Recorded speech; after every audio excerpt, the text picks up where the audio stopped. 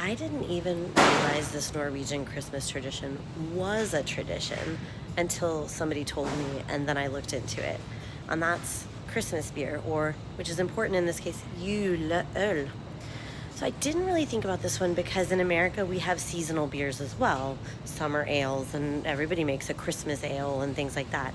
But this is where the thing that Norwegians will tell you, that Jul predates Christmas. Like in English, we still say Yule sometimes as sort of an archaic way to say Christmas, but Yule comes from the Viking times, and we think it is even possibly associated with very old forms of Odin's name, and he was a midwinter deity. We're not totally sure, but we know Odin was a midwinter deity. We know the word Yule has roots in Odin's name. They're related etymologically. And we know that beer was often used for sacred festivals in the Viking Age. It makes a lot of sense to presume that, like so many other things, Christmas ale was used around the winter solstice as an offering to Odin to ask him to please bring back the sun. And that's one thing I've sort of been thinking about. So many of these rituals are about just like getting through the dark times, and they've just sort of morphed throughout the ages. By the Middle Ages, there were laws, and this is when Christianity had taken over, but there were then laws requiring every farmer to brew a Christmas ale.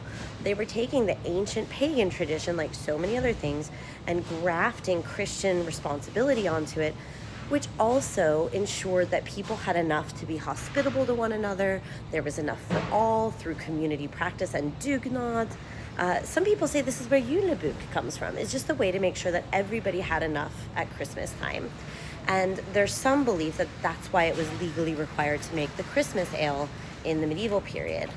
And now in modern times, it has gotten commercialized, and so every brewery simply makes their own juleøl.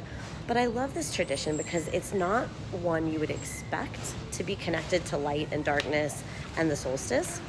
It's one that has persisted through the ages, although it's changed how it's looked. And it's a really particular place where I think the etymology behind the word Yule versus Christmas, that Yule should not be and cannot be meaningfully translated to Christmas in this instance, but has to be kept into the original Scandinavian Jul, upon which much of Western European Christmas was eventually grafted.